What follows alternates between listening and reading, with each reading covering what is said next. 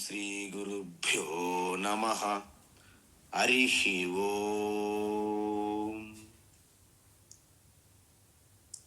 వసుదేవసుతం దేవం కంసచానూరమర్దనం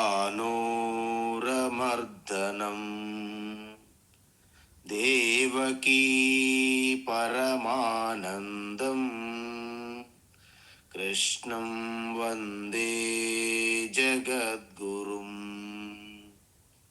తీర్త్వా మోహార్ణవం హత్వా రాగద్వేషాదిరాక్షసాన్ సీతా శాంతి సమాయుక్తా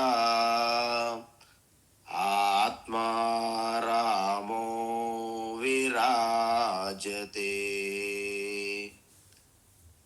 ఈశ్వరో గురురాత్మేతి మూర్తిభేద విభాగినే వ్యోమవద్వ్యాప్తదేహాయ దక్షిణామూర్తయే నమః. ఓం. ఆత్మస్వరూప బంధుఘన మనం భగవద్గీత జ్ఞానయజ్ఞంలో భాగంగా 8వ అధ్యాయం, అత్యంత విలక్షణమైనటువంటి అధ్యాయం భగవద్గీతలో. ఈ అధ్యాయంలో మనకు ఒక స్పష్టత తెలియాలి, మర్చిపోకూడదు మీరు. ఈ అధ్యాయంలో ఆత్మజ్ఞానం కాస్త టెంపరీ, తాత్కాలికంగా ప్రక్కన పెట్టి కర్మ, ఉపాసన ఈ రెండింటి మీదే ప్రస్తావన వస్తుంది. ఎందుకు? ఈ రెండు చేసినప్పుడే మరణకాలంలో ఆ జీవాత్మ ప్రయాణిస్తుంది. ఆత్మజ్ఞానం తర్వాత ప్రయాణించడం అంటే ఏముండదు. చిదానంద రూప శివోహం శివోహం. కొండలో ఉన్న ఖాళీ ప్రదేశం కొండ పగిలిన తర్వాత బయట ఆకాశంతో కలిసినట్టే, ఇంక ప్రయాణాలు ఉండవు. అందువలన ఆ విషయం మీరు మర్చిపోకూడదు. అంటే ఈ 8వ అధ్యాయంలో ఆత్మతత్వం కాస్త తాత్కాలికంగా పక్కన పెట్టారు భగవాన్ శ్రీకృష్ణ. అందువలన మనం చూసాం, కర్మ ద్వారా మనం ఏమి సాధించవచ్చును. కర్మ ద్వారా మీరు ఏమి సాధించినా దానికి 3 లోపములు ఉంటాయి అని చెప్పారు భగవాన్ శ్రీకృష్ణ. ఏంట లోపాలు? దుఃఖ మిశ్రితత్వం, దాంట్లో దుఃఖం అనేది దాగి ఉంటున్నది. అర్జనే దుఃఖం, ఆర్జనే దుఃఖం, రక్షణే దుఃఖం, వ్యయం అంటే నాశనం అయ్యే స్థితిలో కూడా దుఃఖమే. అందువలన దుఃఖ మిశ్రితత్వం, దుఃఖం కప్పి వస్తుంది, బయటికి తెలీదు. ఏహి సంస్పర్శజ భోగాః దుఃఖయోనయ ఏవతే. ఈ భోగములు కర్మఫలములన్నీ దుఃఖము నుండే పుడతాయి. దుఃఖయోని అంటే దుఃఖమే కారణము అని అర్థం. అతృప్తికరత్వం, ఎంత కర్మ ద్వారా మీరు ఎంత సాధించినా ఎంత పొందినా మీకు పూర్తి సంతృప్తి సంతుష్టి కలగదు. ఎందుకు? అది పరిచ్ఛిన్నమైన ఫలం కాబట్టి. పరిచ్ఛిన్నమైన ఫలములో అనంతమైన సంతృప్తి సంతుష్టి ఉండదు. అందువలన అతృప్తికరత్వం అంటే, ఇప్పుడు 1,00,000 రూపాయలు ఉంటే బ్రతికేసి లక్షాధికారులు అనేవాళ్ళు ఒక రోజుల్లో. ఇప్పుడు 1,00,000 రూపాయలు అయితే వాళ్ళు కనీసం పేదవాళ్ళ కంటే మరి నిరుపేదలుగా చూస్తారు 1,00,000 రూపాయలు ఉన్నవాళ్ళు. అంటే 1,00,00,000 రూపాయలు అంటే కోటీశ్వరులు అనేవారు. ఇప్పుడు 1,00,00,000 రూపాయలు ఉన్న వాళ్ళు కూడాను పూర్ పీపుల్, మిడిల్ పూర్ ఏదో అంటుంటారు. అంటే మనం ఎంత సంపాదిస్తున్నా, ఏమి సాధిస్తున్నా వాటికి ఒక పరిమితులు ఉంటాయి. ఏంటి ఆ పరిమితులు అంటే కాలములో వస్తున్నాయి, కాలములో పోతాయి. ఎందుకు? కాలం అనేది కూడా ఒక పరిచ్ఛిన్నమైనది. దేశము అంటే ప్రదేశం, టైమ్ అండ్ స్పేస్ అంటారు. ఈ టైమ్ అండ్ స్పేస్ రెండు కూడా ఒక పరిమితులు, అంటే లిమిటెడ్ బౌండరీస్గా ఉంటాయి. అందువలన దేశకాలమునికి అనుగుణంగా ఉన్నవి ఏవైనా అవి అశాశ్వతాలే, తాత్కాలికములే అంటారు. అందువలన ఈ కర్మ ద్వారా మీరు మ్యాక్సిమం బ్రహ్మలోకం కూడా చేరుకోవచ్చు. కర్మ ద్వారా బ్రహ్మలోకం కూడా చేరుకోవచ్చును. అవసరమైతే బ్రహ్మాజీ పదవి అది కూడా పొందవచ్చు. కానీ ఈ బ్రహ్మాజీ మనం అనుకునేటంత తొందరగా దేహత్యాగం అయిపోద్దని అనుకోవద్దు సుమా. అదే మనం అది చూసాం. ఆయన యొక్క జీవిత కాలం ఏమిటి? కొంతమంది డౌట్ వచ్చింది. అంటే ఇక్కడ రెండు రకాలు ఉన్నాయి. ఒకటి త్రూ కర్మ ద్వారా సాధించడము, రెండు ఉపాసన ద్వారా సాధించేది. ఈ రెండు ఇంపార్టెంట్. భగవాన్ శ్రీకృష్ణ ఏమంటున్నారంటే, మీరు అనేక కర్మలు అంటే యజ్ఞ యాగాల ద్వారా మీరు పొందే ఆ ఫలం ఏదైతే ఉందో అది తాత్కాలికము. ఉపాసన ద్వారా పొందే ఫలము దానికంటే చాలా ఎన్నో రెట్లు ఎక్కువ, ఇంచుమించుగా ఒక శాశ్వత ఫలం వలె ఉంటున్నది. ఏమిటి? ఉపాసన ఫలం. అంటే శాశ్వతం ఎలాంటి శాశ్వతం? పూర్తి శాశ్వతం కాదు. మీ అందరికీ తెలుసు. ఏమండి మీ పర్మనెంట్ అయిందండి job? Permanent job. Permanent job అంటే ఏంటండి? 35 years 30 years 30 సంవత్సరాలు 35 సంవత్సరంలో మీరు ఉద్యోగములు ఉంటే దానికి పర్మనెంట్ జాబ్ అంటున్నాం. అలాంటి పర్మనెంట్ అనమాట. ఇక్కడ శాశ్వతమైనటువంటి ఫలం పొందుతారు ఉపాసకులు. అంటే బ్రహ్మాజీ లాంటి పదవి కూడా పొందొచ్చు ఉపాసన ద్వారా కూడా. కానీ బ్రహ్మలోకం కూడా పొందినప్పుడు అక్కడ మళ్ళీ జ్ఞాన ఉపదేశం పొందితేనే మోక్షము. దానిని క్రమముక్తి అంటారని చెప్పారు. ఒకవేళ కర్మ ద్వారా మీరు పొందినప్పుడు అక్కడ ఉపదేశం కూడా పొందడానికి అవకాశం లేకపోతే మళ్ళీ మీరు కిందకు రావాల్సి ఉంటుంది. అందుకే కర్మ కంటే ఉపాసన చాలా గొప్పది. ఉపాసన కంటే ఆత్మతత్వ జ్ఞానం అనేది అల్టిమేట్ అనమాట. సో ఆత్మతత్వం గురించి ఇక్కడ చెప్పలేదు. అయితే బ్రహ్మాజీ కాలం ఏమిటి? మొన్న చెప్పాను నేను. ఏమైనా ఆ యొక్క వాల్యూస్ అంటే వేదాంతం ఆత్మజ్ఞాన విషయంలో ఈ కాలాలు, ఈ సంవత్సరాలని, ఈ కాలము, దేశము వీటికి పెద్ద ప్రాధాన్యత ఉండదు. కానీ మనం ఒకసారి చూసాం. ఏమిటి? కలియుగం అంటే 4,32,000 సంవత్సరములని చెప్పాం. దానికంటే ద్వాపర యుగము దానికి 2 రెట్లు అంటే 8,64,000 సంవత్సరములు. త్రేతాయుగం అంటే కలియుగమునకు 3 రెట్లు అంటే దగ్గర 12,96,000 త్రేతాయుగం. అదేవిధంగా కృతయుగము లేదా సత్యయుగము అంటారు. అది 17,28,000 సంవత్సరములు. ఈ నాలుగింటిని ఒకసారి కలిపారనుకోండి మీరు. 4 కలిపితే ఎంత అయిందండి? 4 కలిపితే 43,20,000 సంవత్సరాలు. 4 యుగాలు కలిపితే ఒక చతుర్యుగం అంటారు. చతుర్యుగం యొక్క కాల పరిమితి ఎంత? 43,20,000 సంవత్సరాలు. మరి ఇది ఒక్క చతుర్యుగం. ఇలాంటివి 2000 చతుర్యుగాలు. 2000 అంటే 2000 ఇంటూ 43,20,000 సంవత్సరాలు వెయ్యాలి. అదేమవుతుందండి?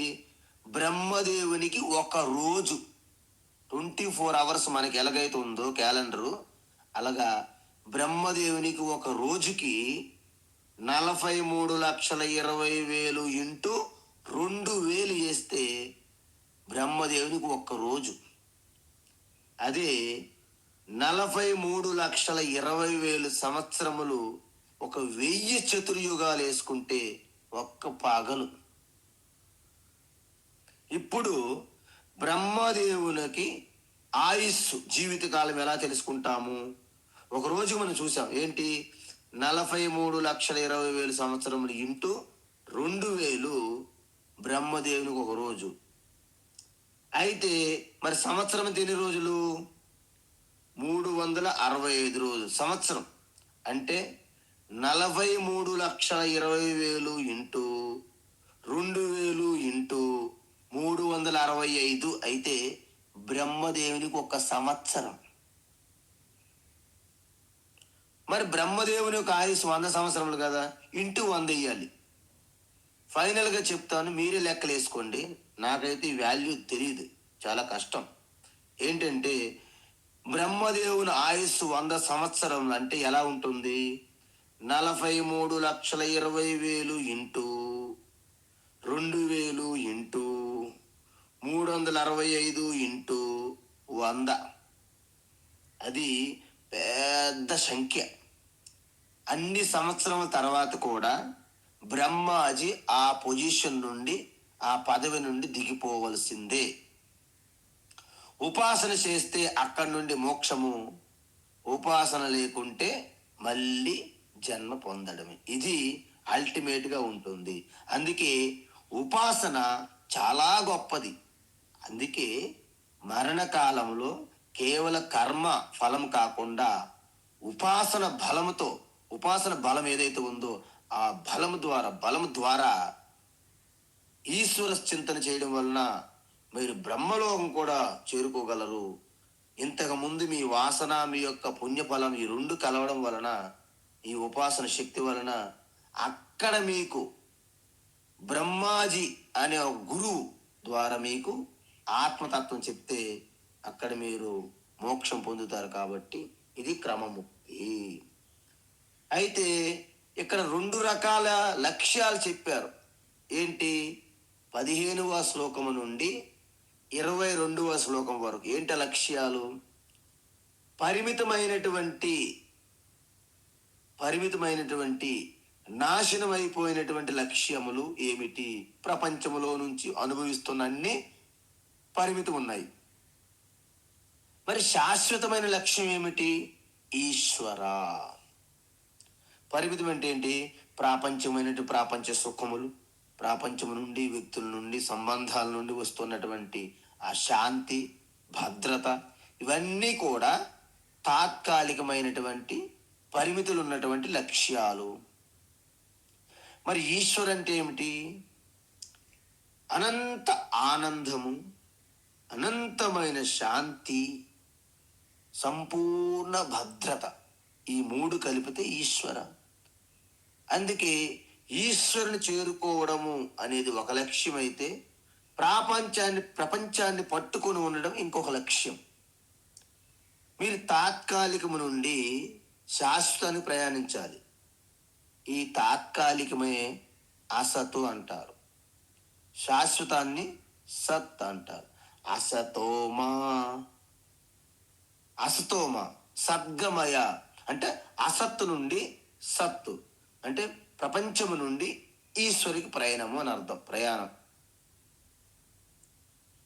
తమసోమా జ్యోతిర్గమయ. తమస్సు అంటే ఇక్కడ కర్మల వలన తమస్సు, అజ్ఞాన కర్మలు. జ్యోతిర్గమయ అంటే జ్ఞానంతో కూడిన ఉపాసనమునకు నాకు తీసుకువెళ్ళు. మృత్యోర్మా అమృతంగమయ అంటే నాశనమైపోయినటువంటి మర్త్యము నుండి అమృతత్వానికి నాకు తీసుకుని వెళ్ళు అని ప్రార్థన మంది.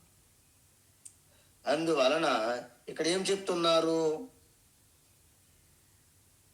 తస్మాత్ పరహ, పరహ తస్మాత్తు భావ అంటే యహతు ఎవరైతే సర్వేషు భూతేషు నశ్యత్సు నవినశ్యతి.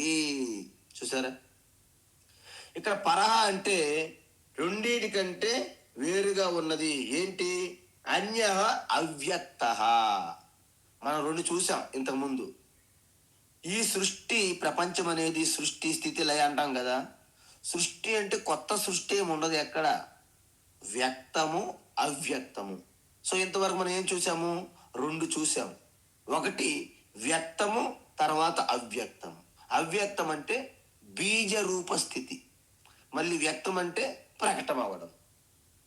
అందువలన ఈ జీవులు ఎన్ని ఉన్నాయో, జీవులు ఎప్పుడు కూడాను అన్నే ఉంటాయి, పెరగడం ఏముండదు.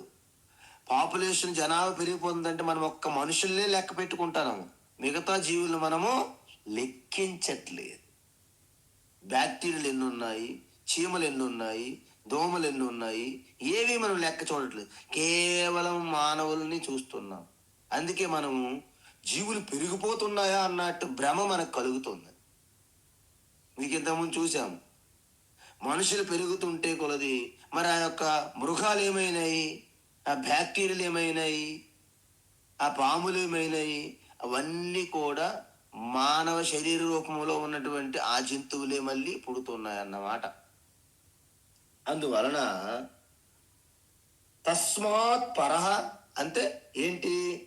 ఈ వ్యక్తమునకు అవ్యక్తమునకు భిన్నంగా పరతత్వం ఒకటి ఉన్నది, విలక్షణంగా. ఏమిటది అంటే ఈ కార్యప్రపంచము, కారణ ప్రపంచము. అంటే కార్యప్రపంచం అంటే ఏంటి? వ్యక్తమైనటువంటి ఈ ప్రపంచాన్ని కార్యప్రపంచం అంటారు. దీనికి ఆధార మూల కారణము కారణ ప్రపంచం అంటారు. ఈ రెండింటికి భిన్నంగా మూడవది ఒకటి ఉన్నది అని భగవాన్ శ్రీకృష్ణ ప్రవేశపెట్టారు. ఇప్పుడు ఏమిటది? కార్యకారణ విలక్షణ చైతన్యం అంటారు. ఆ చైతన్యం అనేది అవ్యక్తాన్ని చూస్తున్నది, వ్యక్తాన్ని కూడా చూస్తున్నది. కరారవిందేన పదారవిందం ముఖారవిందే వినివేశయంతం వటస్య పత్రస్య పుటేశయానం బాలం ముకుందం మనసా స్మరామి. అవ్యక్తములోకి సర్వ సృష్టి వెళ్ళిపోయిన ఆ శేషమైనటువంటి ఆ వటపత్ర అంటే ఆ బీజ రూపమైనటువంటి అవ్యక్త స్థితిలో కేవలము ముకుందం అనే ఆ చైతన్యము శేషంగా ఉంటున్నది అని చెప్పారు. అందువలన అవ్యక్తము నుంచి వ్యక్తమునకు, వ్యక్తము నుండి అవ్యక్తమునకు, ఇది ఒక సైకిల్. చైతన్యం ఈ రెండింటికి భిన్నంగా ఉండి ఈ రెండింటిని గమనిస్తున్న సాక్షి చైతన్యం అంట. అందువలన మనము ప్రతిరోజు చెప్తున్నాను నేను, ఏమిటది? మనం జాగ్రత్త అవస్థ, పగటిపూట ఏమిటి? బాహ్య ప్రపంచము, దేశకాలాలు మనము ఎక్స్పీరియన్స్ చేస్తున్నాం, అనుభవిస్తున్నాం. అదే స్వప్నంలో అయితే ఏం చేస్తున్నాము అంటే, స్వప్నంలో కూడా మన డ్రీమ్ వరల్డ్ అంటారు, అంటే స్వప్న ప్రపంచము. స్వప్న ప్రపంచములో ఈ బయట ప్రదేశాలు, బయట మనం గడియారం టైం కాదు, స్వప్న ప్రదేశము, స్వప్న కాలాలు అనుభవిస్తున్నాము. మరి గాఢ నిద్రలో ఏం చేస్తున్నాము అంటే, ఈ ప్రపంచము అంటే దేశము, కాలం ఇవన్నీ కూడా అవ్యక్తములోకి వెళ్ళిపోతున్న స్థితి కాబట్టి దాంట్లో లయమైపోతున్నాయి. వ్యక్తిగతంగా అంటే వాసనలుగా అవ్యక్తంలోకి వెళ్తాయి. బ్రహ్మాజీ సమష్టి తీసుకుంటే ప్రళయ స్థితికి వెళ్ళిపోతున్నది అర్థం. అందువలన ఈ మూడు అవస్థలు ఏంటి? జాగ్రత్త, స్వప్నము, సుషుప్తి అంటే గాఢ నిద్ర. ఈ మూడింటిని చూస్తుంది ఎవరు? నేనండి. నేను అంటే ఈ మూడింటిని మనం తెలుసుకుంటున్నామా లేదా? అందుకే నేనే సాక్షి చైతన్యాన్ని. అంటే అవస్థాత్రయ సాక్షి చైతన్యం అంటారు. అవస్థ అంటే ఏంటి? జాగ్రత్త అవస్థ, స్వప్న అవస్థ, సుసుప్తి అవస్థ, గాఢ నిద్ర అవస్థ. ఈ మూడింటికి సాక్షిగా మీరు ఉన్నారా లేదా? దానిని అవస్థాత్రయ సాక్షి అంటారు. దేశము కాలము అనేది శరీరానికే ఉంటాయి, మనస్సుకు ఉంటాయి. కానీ సాక్షి చైతన్యానికి ఈ దేశకాల పరిమితులు ఉండవు. ఎందుకు ఉండవు? ఈ దేశకాలము అంటే time and space, born out of you అంటే మీ నుండి, అంటే మన నుండి దేశకాలాలు పుట్టినాయి. కాబట్టి నాకు పరిమితి లేదు, దేశకాల పరిమితులు వాటికి ఉంటాయి. అందువలన సర్వము ఆకాశములోనే ఇమిడి ఉన్నప్పటికీ ఆ ఆకాశం కూడా నా నుండి పుట్టింది, నేను ఆ చైతన్యం నుండే పుట్టినది. కాబట్టి చైతన్యము ఏం పరిమితులు ఉండవు. అందువలన దాన్ని ఆ సాక్షి చైతన్యం అనంతము. కాబట్టి ఆ సాక్షి చైతన్యానికి ఇంకొక పేరేంటి? జీఓడి, ఈశ్వర అంటారు. సాక్షి చైతన్యం ఏమంటారు? ఈశ్వర. అంటే మనలో ఉన్నటువంటి ఆ శుద్ధ సాక్షి చైతన్యమే ఈశ్వర. అది ఎక్కడుంది, ఎక్కడ లేదు చెప్పండి? అంత సృష్టి అంతా ఉంటది. వాస్తవానికి సృష్టి ఆ సాక్షి చైతన్యంలోనే ఒక బుడగలాగా వస్తుంది, పోతుంది. సాక్షి చైతన్యం ఎల్లప్పుడూ ఉంటుంది నీరు రూపంగా. అంటే బుడగకి నీరుకి ఎలాగైతే తీసుకుంటామో ఈ ప్రపంచానికి సాక్షి చైతన్యకి అలాగ తీసుకోవాలి. అంతే అంతే. అంటే ఈశ్వర నీరా స్వామీజీ అని అడగకూడదు మీరు. సో మానవ బుద్ధి దేశ కాలాలకు అతీతంగా ఉన్నదాన్ని అర్థం చేసుకోలేదు. కాబట్టి బుద్ధి సూక్ష్మంగా అయ్యేంత వరకు భగవంతునికి మనము సగుణ సాకార రూపాలు ఇస్తున్నాము. మీకు అర్థమైందండి? ఎందుకు ఈ మానవ రూపము సగుణ రూపం ఈశ్వరునికి ఆపాదించామంటే అజ్ఞానము, ఏదో మూఢనమ్మకాలు కాదండి. మన యొక్క బుద్ధి స్థూల బుద్ధి ఉంటుంది. స్థూల బుద్ధి ఉండడం వలన దానిని అర్థం చేసుకోవడానికి మన బుద్ధి అత్యంత సూక్ష్మంగా మారేటంత వరకు ఈశ్వరుడికి మనము నామరూపాలు, గుణగణాలు ఇస్తున్నాము. అందుకే కృష్ణుడిగా, రాముడిగా, దేవిగా, కాళీ, గణేష, సుబ్రహ్మణ్యం, బాబాలు ఏదో ఒక రూపంగా మనము పూజిస్తున్నాము. అందువల్ల మనం రాముని, కృష్ణుడికి, దేవిగా ఎవరికి పూజించినా చివరికి శుద్ధ చైతన్య స్వరూపానికి చెందుతుంది. చివరికి శుద్ధ చైతన్య స్వరూపాన్ని మనము చేరుకోవాలి.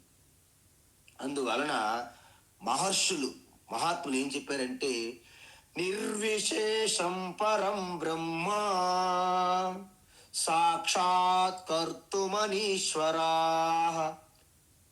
ఏ మంద అంటే ఏ మందాహ తే అనుకంప్యంతే సవిశేష నిరూపణై అంటారు.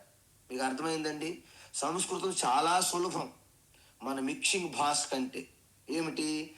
నిర్విశేషం పరం బ్రహ్మ. వాస్తవానికి పరమాత్మ ఈశ్వరికి ఎటువంటి విశేషము రూపము లేదు. ఎందుకు? సాక్షాత్కర్తం అనీశ్వర. మనము సాక్షాత్తు అటువంటి నిర్గుణ స్వరూప ఈశ్వరుని దర్శించడానికి మనకంత యోగ్యత, అంత అంత క్షమ మనలో లేదు. అయితే మీరు ఏం చేయాలి? వాళ్ళందరిని వదిలేద్దామా? నో, వాళ్ళందరిని వదలడానికి వీలు లేదు. వాళ్ళు మెల్లగా ఒక్కొక్క మెట్టు పైకి తీసుకెళ్ళి అందరినీ చేర్పించాలని బాధ్యత ఆ యొక్క ఈశ్వరునికే ఉన్నది. కాబట్టి ఆ ఈశ్వర స్వరూపము నుండే గురు స్వరూపము శాస్త్రంగా వచ్చి ఉపదేశిస్తున్నది. అందుకే నిర్విశేషం పరం బ్రహ్మ సాక్షాత్కర్తుమనీశ్వరాహ. అది ఆ యొక్క స్థూల బుద్ధికి అర్థం కావట్లేదు. ఏ మందాహ, అటువంటి మందబుద్ధి, స్థూల బుద్ధి కలిగిన వారికి తే అనుకంప్యంతే, వాళ్ళపైన కరుణ, దయతో ఆ యొక్క ఈశ్వర అనుగ్రహముతో ఆ గురు శాస్త్రం రెండు కలిపి సవిశేష నిరూపణై, అంటే ఒక గుణగణాలు, ఒక స్థూలంగా, ఒక మూర్తి, ఒక విగ్రహ రూపంగా, ఒక మంత్రంగా ఇవన్నీ ప్రవేశపెట్టారు. మీకు ఒక చిన్న ఉదాహరణ చెప్తా. ఒక వ్యక్తి దగ్గర ఆ రోజుల్లో ఏనుగులు ఉండేవి. వాళ్ళ దగ్గర ఎన్ని ఏనుగులు ఉన్నాయండి? 17 ఏనుగులు ఉన్నాయి ఆ యజమానికి. వారికి 3 కుమారులు. అయితే ఆ యజమాని ఇక మరణావస్థలోకి చేరుకున్నాడు. ఇక చనిపోతారు, దేహత్యాగం చేస్తారు. 3 కుమారులకి కూడా ఆ ఏనుగులను పంచాలనుకున్నాడు. అయితే ఆయన ఏమన్నాడంటే, నాయనలారా, మన ఏనుగుల్లో 17 ఏనుగులు ఉన్నాయి కదా, మన ఏనుగుల్లో సగభాగం పెద్దవాడికి ఇవ్వాలి. అర్థమైందండి? తర్వాత అందులో 3వ వంతు, అంటే మన మొత్తం ఏనుగుల్లో 3వ వంతు 2వ వాడికి ఇవ్వండి. మన ఏనుగుల్లో మొత్తం ఏనుగుల్లో అంటే 9వ వంతు భాగము చిన్నవానికి ఇవ్వండి అని చెప్పారు. ఇప్పుడు వాళ్ళు లెక్కేసుకున్నారు. మొత్తం ఏనుగుల్లో సగభాగం ఎన్ని? 17 ఏనుగులు ఉన్నాయి. సగభాగం అంటే ఎన్ని వస్తాయి? 8 ఏనుగులు, ఒక సగభాగం ఒక ఏనుగు కట్ చేయాలి. కట్ చేస్తావా? ఏనుగు చంపేస్తావా? కుదరదు. సో వారు అంత 3 అన్నదమ్ములు కలిసి మల్లగొల్లాలు పడుతున్నారు. ఎలా? నాన్నగారు ఇలాగ చెప్పారు, మనం ఎలా పంచుకోవాలి అని పెద్ద సమావేశం ఏర్పాటు చేశారు. ఎవ్వరు కూడాను ఆ లెక్క తేల్చలేకపోతున్నారు. అయితే ఒక పెద్ద మనిషి వెళ్ళారు అక్కడికి. ఆయన ఎలాగ వెళ్ళారు? ఆ రోజుల్లో ఏనుగు మీద వచ్చాడు ఆయన. ఏనుగు దిగాడు. దిగి, ఏంటి సమస్య? 17 ఏనుగులు ఇచ్చారు వీళ్ళ నాన్నగారు, 3కి ఈ రూల్ ప్రకారం పంచుకోమన్నారు. ఎలాగా? మొత్తం ఏనుగుల్లో సగభాగం 2 వాటలు వేసి ఒక భాగం సగభాగం పెద్దవానికి, మొత్తం ఏనుగుల్లో 3 భాగాలు వేసి ఒక భాగం 2వ వానికి, మొత్తం ఏనుగులు 9 భాగాలు వేసి ఒక భాగం చిన్నవానికి. అయితే అప్పుడు ఏమన్నారంటే, సరే నేను దానికి సమస్య పరిష్కారం చెప్తానన్నారు. ఎలా చెప్తారు? బాబు, మీ 3 చూస్తే నాకు ఎంతో ప్రేమ కలుగుతుంది మీ 3 యందు. కాబట్టి కొంతవరకు ఈ నా ఏనుగుని మీకు అప్పిస్తాను, తీసుకొని పర్వాలేదు. అబ్బా, మీ ఏనుగు మాకు ఇస్తారా? అప్పిచ్చానయ్యా, మళ్ళీ నేను తీసుకుంటానుగా, మీకు ఎందుకు ఆ సమస్య అన్నారు. ఓకే ఓకే మా మహాత్మా, మంచిది. అయితే ఇప్పుడు మా వాటాలు వేయండి అన్నారు. ఇప్పుడు ఎన్ని అయినాయి ఏనుగులు? 18 అయినాయి కదా. ఓకే, సగభాగం అంటే ఎన్ని? 9. బాబు పెద్దవాడ్రా రామారావు, ఈ 9 ఏనుగులు తీసుకోపో. తర్వాత 3వ వంతులు వేస్తే 18 ఏనుగులు, 3వ వాటి ఎంత? 6 ఏనుగులు. కృష్ణారావు రా, ఈ 6 ఏనుగులు నువ్వు తీసుకోపో అన్నా. 18 ఏనుగులకు 9 భాగాలు వేస్తే ఎన్ని? 2. శివకుమార్ నువ్వు రా, ఈ 2 ఏనుగులు తీసుకో అన్నా. 2 + 6 ఎన్ని అయినాయి? 8. 8 + 9 ఎన్ని అయ్యాయి? 17 ఏనుగులు. మీ 3కి వాటాలు సరిపోయినాయండి? సరిపోయినాయి సార్. అయితే నా ఏనుగు నీకు తీసుకోవచ్చా? ఓకేనండి. చూసారా? అంటే తన ఏనుగుని కలపడం వలన 18 అయ్యాయి. వాటాలు వేసుకోవడానికి సరిపోయింది తప్ప తన ఏనుగేమి ఇవ్వలేదు. అదేవిధంగా శుద్ధ చైతన్య ఈశ్వరునికి ఎటువంటి తేడా లేకుండా, ఎటువంటి బాధ కలగకుండా, కేవలము ఆ ఈశ్వరుని లక్ష్యంగా ఉద్దేశం పెట్టుకుంటూనే మనం ఒక రూపం దర్శిస్తున్నాము. రోజు దర్శిస్తున్నాం. మన అమ్మానాన్న ఫోటో పెట్టుకుంటాం. ఫోటో చూస్తేనే మన అమ్మానాన్నలు మనము స్మరణకు వస్తున్నారు. మన జాతీయ జెండా చూస్తే మన దేశం స్మరణకు వస్తుంది. అదే విధంగా చిన్న పశుబొద్దులు శుక్లాంబరధరం విష్ణు శశివర్ణం చతుర్భుజం పూజలు ఆరంభించేస్తున్నాం. గణానాత్వా గణపతి కుంభవామయ అవన్నీ చేసేస్తున్నాం. సాలగ్రం పెట్టి విష్ణు పూజ, ఓహో శాంతాకారం భుజగ శయనం పద్మనాభం సురేషం అవన్నీ చేసేస్తుంటారు. శివలింగం పెట్టి ఓంకారం బిందు సంయుక్తం నిత్యం ధ్యాయంతి యోగినః కామదం మోక్షదం చైవ ఓంకారాయ నమో నమః. నిర్వికార రూపం, నిరాకార రూపం ఓంకారం తురీయం అని భజనలు కూడా పాడేస్తుంటాం మనం, నిరాకార రూపం. కానీ నిరాకార ఈశ్వరుడు అంటే మళ్ళీ బాబా కుదరదండి అంటారు. అంటే భజన ఊరికే పాడేస్తాం అలాగా. దాంట్లో మీరు అర్థం చేసుకుంటే మీకే అర్థమైపోతుంది. అవును కదా, ఈ సగుణ సాకార రూపం కూడా ఒక ప్రాథమిక, ఉన్నత, ఇంటర్మీడియట్ లెవెలే అని మీకే అర్థమైపోతుంది, ఎవరో చెప్పక్కర్లే. మరి ప్రాథమిక స్థితి, ఉన్నత స్థితి, ఇంటర్మీడియట్ వెళ్తే కదా మీరు డిగ్రీ పీజీలో మీరే వెళ్తారు, మనమే వెళ్తాం. ఎవరో వాళ్ళ లెవెల్ పీజీ లెవెల్ అండి, మనం ఏం కేజీ లెవెల్ అండి. కాదు, మనం కేజీలు తూకవాలి, పీజీలు అలాగే ఉండదు కదండి. మనమే వెళ్ళాలి అక్కడికి. కేజీ నుండి పీజీకి వెళ్ళాల్సింది మనమే. కాబట్టి ఈ విషయం చాలా స్పష్టంగా తెలుసుకోవడానికే మహాత్ములు ప్రవేశపెట్టారు, అనేక రూపాలు దర్శించి మీకు పెట్టారనమాట. అందుకే మన శివుని చూసుకోండి, అక్కడ గంగ ప్రవహిస్తుంది అంటే జ్ఞానం అనేది ప్రవాహాన్ని సూచిస్తుంది. మరి చంద్రమ అత్యంత ప్రశాంతత, ఆ యొక్క వెన్నెలు చందమామ కాంతులు. అదేవిధంగా ఆ యొక్క నాగుపాము మెడలో ఉంటది అంటే అహంకారాన్ని అణిచివేసి ఎప్పుడు అణిగి వణిగి ఉంటుంది. అంటే కూరలు పీసిన పాము వలె ఉండాలి మన అహంకారం కూడా. మనం ఎప్పుడు కూడా కర్పూరం వలె, పాల పొంగు వలె మీలో ఇటువంటి కొంచెం కోపం వచ్చిన వెంటనే అలాగ సద్దుమణిగిపోవాలి. అదేవిధంగా ఆ 3 నామములు అంటే 3 శరీరములు, 3 గుణములకు అతీతమైనటువంటి సాక్షి చైతన్యం, 3 అవస్థలకి, జాగ్రత్త, స్వప్న, సుషుప్తికి విలక్షణము, స్థూల సూక్ష్మ కారణ శరీరాలకు విలక్షణము, సత్వ రజస్ తమో గుణాలకి విలక్షణం. అవి ఈ 3. ఈ దేహం అనేది భస్మం అయిపోతుంది. ఈ 3ంటికి ఆ మన్మథ దగ్ధం అనేది ఆ యొక్క త్రిశూలం అంటే త్రిపుర సంహారం. అదేవిధంగా కేవలము దిగంబర అంటే దిక్కులనే అంబరములుగా వస్త్రములుగా ధరిస్తున్నట్టు పరమ అనంత చైతన్యం. ఇలా చూసుకుంటే ఆ శుద్ధ నిర్గుణ నిర్వికార నిరాకార రూపానికి ఒక రూపం వేస్తే ఈరోజు హరహర మహాదేవ శ్రీ నీలకంఠాయ అని అంటాం మనం. అంటే నీలకంఠ వాస్తవానికి శుద్ధ చైతన్యం ఆకారం లేదు, కానీ మనం నీలకంఠగా దర్శిస్తున్నాం. ఏమి తప్పు కాదు. నీలకంఠను దర్శిస్తూ రూపము లేని యొక్క ఆ యొక్క శివస్వరూపాన్ని మీ హృదయంలోనే మీరు దర్శించగలరు. అందువలన ఈ విధంగా శుద్ధ చైతన్య స్వరూపం అనేది పరహ అది ఉత్తమ్ సుప్రీం. తస్మాత్ అందువలన అవ్యక్తాత్ అన్యః. దేనికి అవ్యక్తత అన్యః అంటే అవ్యక్తం అనేది 2 అవ్యక్తాలే. ఒకటి ఈ స్థూల ప్రపంచానికి బీజ రూపంగా ఉన్నటువంటి మాయ, అది కూడా అవ్యక్తమే. ఈశ్వర కూడా అవ్యక్తమే. కానీ ఈ ఈశ్వర అవ్యక్తానికి మాయా అవ్యక్తానికి 2 తేడాలు ఉన్నాయి. మాయా అవ్యక్తం అనేది శాశ్వతం కాదు, ఈశ్వర ఒక్కరే శాశ్వతం అని. అందువలన ఈశ్వర చైతన్యకి ఏమంటారు? సనాతన, చిరంతన అని అర్థం. ఆ ఈశ్వర చైతన్యము ఏంటండి? అది ఎక్కడుంటుంది?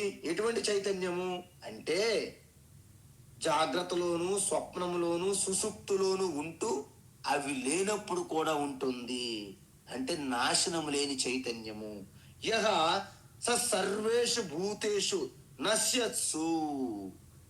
ఆ చైతన్య శుద్ధ చైతన్యము ఈ సృష్టిలో ఉన్నటువంటి అన్ని నామరూపాల్లో కూడా ఉంటుంది. నామరూపాలు అంటే ఎప్పటికైనా నశించేవే. కానీ అన్ని నశించే వాటిలో కూడా నాశనము లేని చైతన్యంగా ఉంటుంది. నా వినశ్యతి అంటే ఆ శుద్ధ చైతన్యము నశించే ఆ వికారాలు చెందే నామరూపాల్లో ఉండి నశించిన తత్వంగా ఉంటున్నది. చూసారా? యః స సర్వేషు భూతేషు నశ్యత్సు నా వినశ్యతి. నశించే శరీరములో నాశనము కాని ఆత్మ శుద్ధ చైతన్యముగా ఉంటున్నదని చెప్తున్నారు. అందువలన మనం ఎలా చెప్పాలి? దీనికోసం ఉపనిషత్తులు ఉదాహరణలు ఇవే ఇస్తున్నాయి. ఏంటి? ఈ గదిలో ఆకాశం ఉంది. అవునా? ఉందా లేదా? ఉంది. ఆకాశం ఈ గదిలోనే కాదు, బయట కూడా ఆకాశం ఉంటుంది. ఉందా లేదు చెప్పండి? మన రూమ్ ఉన్నది, నేను రూమ్లో ఉన్నా, ఈ రూమ్ అంతా కాలిపోయింది. రూమ్ ఆకాశం అంటే రూమ్ ఆకాశం. అదేవిధంగా బయట కూడా అవుట్ సైడ్ ఆకాశం స్పేస్ ఉందా లేదా, ఖాళీ ప్రదేశం ఉంది. నిజానికి ఆకాశంలోనే ఈ గదులు ఇల్లులన్నీ ఎక్కడ కట్టామని మనం, ఆకాశంలోనే కదా. అందువలన లోపల చైతన్యం ఉన్నది, బయట చైతన్యం ఉన్నది. నిజానికి చైతన్యములోనే ఈ నామరూపములు శరీరములన్నీ ఉన్నాయి. ఎక్కడున్నాయి? చైతన్యంలోనే ఉన్నాయి. అంటే నాలో చైతన్యం ఉంది. నాలోనే కాదు, బయట కూడా ఆత్మ చైతన్యం ఉంది.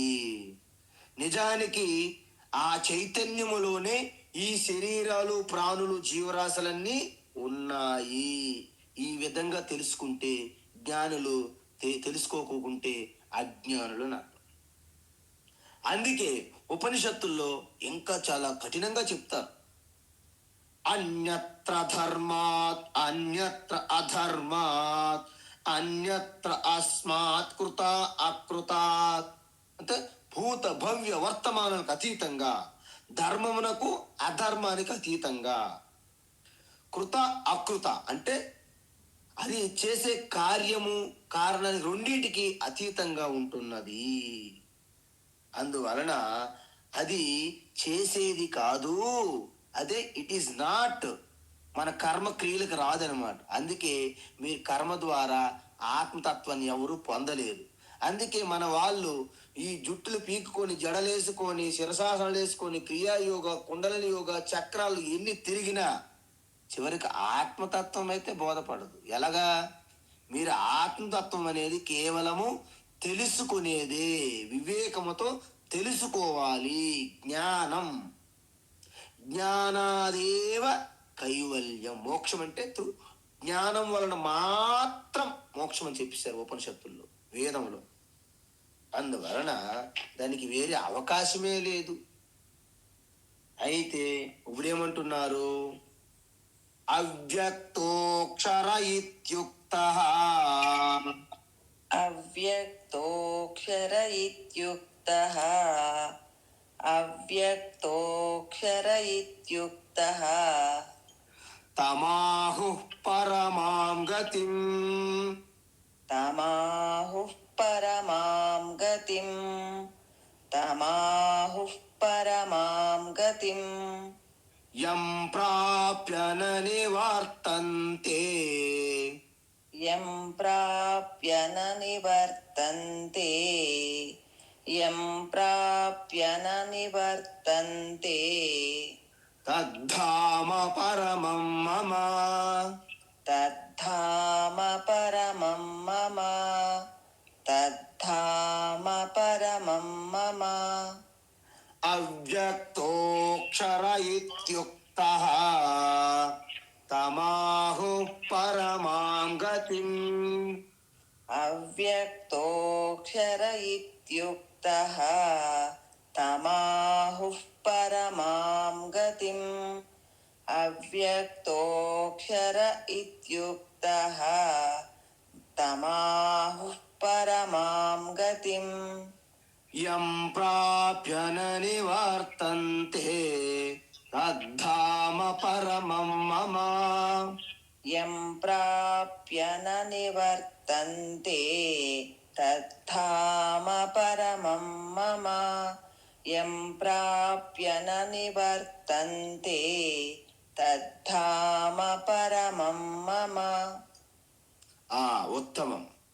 అయితే ఇక్కడ నేను చెప్పాను మీకు, ఈ అవ్యక్తం ఏదైతే ఉందో అన్నాను. ఏంటి అవ్యక్తము అంటే రెండవ అవ్యక్తం. మీరు కన్ఫ్యూజ్ అవ్వకూడదు. వ్యక్తము, అవ్యక్తము, ఈ రెండింటికి విలక్షణంగా ఉన్నటువంటి ఇంకొక అక్షరం అని చెప్పాం మనం. అంటే నాశనము కానటువంటి ఆ యొక్క తత్వమే అక్షరము.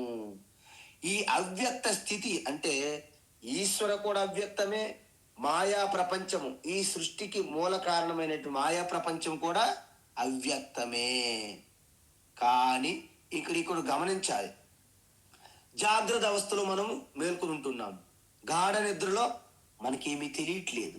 అంటే ఈ జాగ్రత్త ప్రపంచం అంతా కూడాను లయమైంది. ఆ గాఢ నిద్రావస్థని అవ్యక్త స్థితి అంటారు. కానీ అవ్యక్త స్థితి అంటే ఏంటి? మళ్ళీ మేలుకునేటప్పుడు దాంట్లో నుండి వాసనా ప్రపంచము మళ్ళీ జాగ్రత్త ప్రపంచంగా వ్యక్తమవుతున్నది. అంటే ఆ అవ్యక్తము ఒక రకమైనది. కానీ ఈ అవ్యక్తాన్ని వ్యక్తాన్ని రెండింటిని దర్శిస్తున్నటువంటి వేరే ఒకటి ఉన్నది. దాన్ని కూడా అవ్యక్తమే అంటారు. ఎందుకు? అది కూడా వ్యక్తమయ్యేది కాదు ఎప్పుడు. కాబట్టి దాన్ని అక్షరం అంటారు.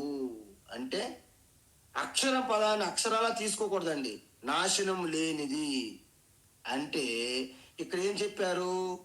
రెండు అంటే అవ్యక్తం అనే రెండో అవ్యక్తాన్ని అక్షరం అన్నారు. దాన్నే పరాప్రకృతి అని ముందు మనం చూసాం 7వ అధ్యాయంలో. పరాప్రకృతి, దాన్ని అక్షర బ్రహ్మ అంటారు. అత పరా యయ తత్ అక్షరం అధిగమ్యతే.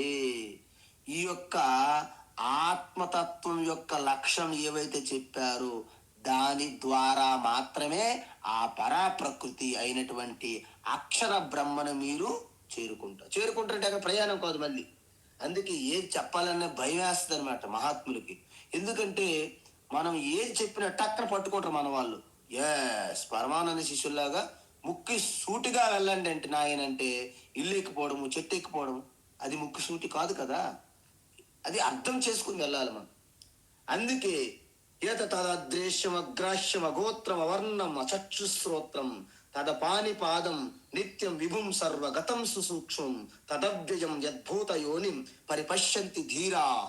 ధీరా అంటే వివేకవంతులు అని అర్థం. మీలాంటి వివేకవంతులు ఆ తత్వాన్ని ఎలా తెలుసుకోవాలి అంటే అది శబ్దము, స్పర్శ, రూపము, రసము వంటి వాసన, రుచి, స్పర్శ ఇవేమి కలగనిది, వీటికి అతీతమైనది. దానికి అది గ్రహించేది కాదు. దానికి రంగు లేదు, దానికి గోత్రము లేదు, దానికి చక్షు అంటే నేత్రములు లేవు, మరి దానికి చెవులు లేవు, కాలు చేతులు లేవు. మరి ఏమిటది? అది శాశ్వతమైన వ్యాపించి ఉన్నది. అందువలన అత్యంత సూక్ష్మ కాబట్టి ఈ స్థూల బుద్ధికి మనకి అర్థం కావట్లేదు. మరి చూడాలంటే దర్శించాలి, ఏం చేయాలి? త్వగ్రయా బుద్ధ్యయా సూక్ష్మయా సూక్ష్మ దర్శిభి అన్నారు. అంటే ఎవరైతే అత్యంత సూక్ష్మదర్శి అంటే టెలిస్కోపులు, మైక్రోస్కోపులు అంటారు కదండి. ఇక్కడ గీతా స్కోప్ కావాలి మీకు. అంటే జ్ఞాన స్కోప్ అంటే జ్ఞాన చక్షు, జ్ఞాన నేత్రంతో కావాలి. అంటే దాన్ని 3వ నేత్రం ముక్కంటి. ఓం త్ర్యంబకం యజామయే సుగంధిం పుష్టివర్ధనం ఉర్వారుకమివ బంధనాన్ మృత్యోర్ముక్షీయమామృతాత్ అని ఆ జ్ఞాన నేత్రం కావాలి, 3వ నేత్రం. అంటే ఈ అక్షర బ్రహ్మను ఇంద్రియములతో, మనసు, బుద్ధితో మీరు పట్టుకోలేరు. మరి ఏం చేయాలి? వాటిని దాటి వెళ్ళాలి. ఎలాగా? తం అంటే ఈ అక్షర పరమాత్మం చైతన్యం పరమాం గతిం ఆహుహు. ఆ స్థితి ఉత్తమ స్థితి, దానికంటే గొప్ప స్థితి ఏమి లేదు. దానిని విష్ణు పదం, శివ పదం, బ్రహ్మ పదం, కృష్ణ పదం, రామ పదం ఏదైనా అనండి మీరు. పదం అంటే పదవి కాదండి, పాదము కాదండి, ఆ స్థితి తత్వం. అందువలన అటువంటి పరమాత్మను పొందడమే పరమగతి. అప్పుడే దేశము కాలానికి అతీతంగా మనము వెళ్ళగలుగుతాము. అలా కాకుండా నేను వైకుంఠ లోకానికి వెళ్ళిపోతానండి, వైకుంఠ లోకానికి, మీరు వైకుంఠానికి వెళ్ళినా, కైలాసానికి వెళ్ళినా, బ్రహ్మలోకానికి వెళ్ళినా దేశకాల పరిమితులు తప్పవు. మీరు ఇక్కడ నుండి అమర్నాథ్కి వెళ్ళినా, అంబరపేట వెళ్ళినా ఇదే మనస్సు ప్రయాణిస్తున్నది. అందువల్ల ఏ లోకానికి వెళ్ళడం మోక్షం కాదు. అయితే మోక్షం అంటే ఏమిటి? అది ప్రశ్న కదా. ఇది బ్రహ్మ ఎక్కడో ఉన్నారు ఆయన దగ్గరికి వెళ్ళడం కాదండి. ఇక్కడ వెళ్ళడం అంటే మీరు డైరెక్ట్ పరమానంద శిష్యులకు వెళ్తున్నాం, ప్రయాణించడం కాదు, పొందడమే. ఎక్కడ పొందడము? పాలులో వెన్న ఎక్కడ పొందుతుంది? బయట మార్కెట్లోకి వెళ్ళి పొందుతుందా? పాలులోనే వెన్న ఉంది. వెన్నగా మారడమే పొందడం ఇక్కడ.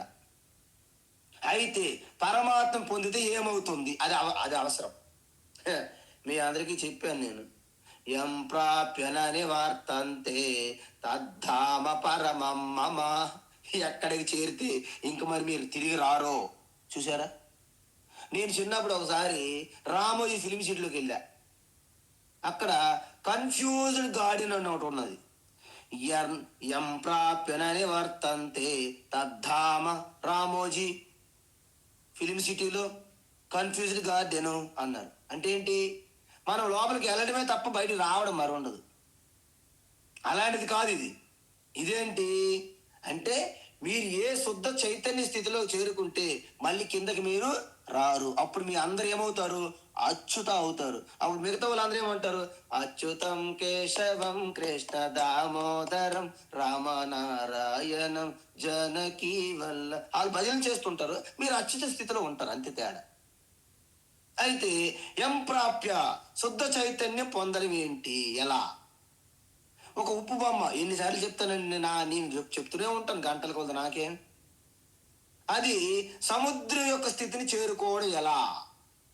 అలా మెల్లగా సముద్ర నీటిలో అలా వెళ్తూ వెళ్తూ వెళ్తూ వెళ్తూ చివరికి సముద్రం నీటిలో కరిగిపోయి ఎం ప్రాప్య సముద్రం జలం ప్రాప్య నని వర్తంతే, ఇంక తిరిగి రావట్లేదు. ఆ కరిగిపోవడాన్ని, ఆ స్థితి పరమగతి. దేనికి? ఉప్పు బొమ్మకి. అంటే ఉప్పు బొమ్మ సముద్రంలో కరిగిపోవడమే పరంగతి. ఆ పరంధామాన్ని చేరిన వారు తిరిగి రారు. మళ్ళీ చేరిన వారు అంటే ఏంటి, అక్షరాల ఎక్కడికో ప్రయాణించి చేరారు, నీ ఎక్కడికి ప్రయాణించి విశాఖపట్నం చేరారు, అలా కాదండి. అందువలన చేరడంలో ప్రయాణం అంటే ఏమీ ఉండదు. అది దేశము కాలం పరిధిలోకి వస్తున్నాయి కాబట్టి ఈ దేశ కాలం రెండు కూడా మీలో లయమైపోతాయి. బ్రహ్మను చేరాలి కానీ ప్రయాణం చెయ్యకూడదు. చూసారా, ఆత్మ చైతన్యం చేరాలి కానీ ప్రయాణించకూడదు. ఎలా సాధ్యం స్వామీజీది? ఈ దేశ కాలం రెండు కూడాను పరిధిలోకి వస్తేంటి, వస్తూనే పోతున్నాయి. ఈ రెండు కూడాను బ్రహ్మలో ఉండవు. వాస్తవానికి నీటిలో అలలు బొడుగులు ఉండవు.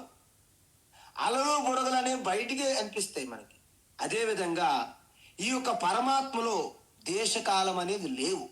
వాస్తవానికి అక్కడి నుండే మనకి దేశము కాలం పుడుతున్నాయి. అంటే బ్రహ్మ నాకు ఆత్మ, అంటే ఆత్మ పరమాత్మ నాకు భిన్నంగా లేదు అని తెలుసుకోవాలి. అంటే ఇక్కడ పరమాత్మ అంటే మీ సాక్షి చైతన్యమే. సాక్షి చైతన్యం నేనే అని ఎవరైతే ఆ యొక్క ఆత్మజ్ఞాన ప్రకారంగా బుద్ధిలో తెలుసుకుంటారో, బుద్ధి కూడా సరెండర్ అయిపోయి మీ ఆనంద చైతన్య స్థితిలో లయమైపోతుంది. జ్ఞానము ద్వారా మాత్రమే పరమాత్మ ప్రాప్తి. జ్ఞానే నైవ పరమాత్మ ప్రాప్తి స్యాత్ అన్నారు మహాత్ముడు. అంటే జ్ఞానం వల్లనే నేను పరమాత్మను చేరుతానా అని అడగకూడదు. ఎందుకు? జ్ఞానం వల్ల బ్రహ్మను చేరరు. జ్ఞానం వల్ల బ్రహ్మ నాకు ఎక్కడుందో దూరంగా లేదు అనే భ్రమ పోతుంది. చూసారా, జ్ఞానం వల్ల మీరు పరమాత్మ చేరుకోవడాలు ఉండవు. నేను పరమాత్మ కంటే వేరుగా ఉన్నాను అనే భ్రమ పోతుంది. అంటే అలా నేను నీటి కంటే వేరుగా ఉన్నాను అనే భ్రమ పోతుంది. నెక్లెస్ నేను బంగారం కంటే వేరుగా ఉన్నాను అనే భ్రమ పోవాలి. అప్పుడు ఏమవుతుంది, నెక్లెస్ ఏమంటుందంటే నేనే బంగారం, అలా ఏమంటుంది నీరే నీరు. మరి సుబ్బారావు రామారావు ఏమంటారు, నేను శుద్ధ చైతన్య స్వరూపాన్ని. ఈ రామారావు కృష్ణారావు అన్ని ఆధార్ కార్డ్ డీటెయిల్స్ అని తెలుసుకుంటారు అన్నమాట. ఇలా తెలుసుకుంటే తత్ అది అంటే ఆత్మ చైతన్యమైన ఉన్నతమైనటువంటి స్థితి. అది నా యొక్క పరమం ధామం, నా స్థితి.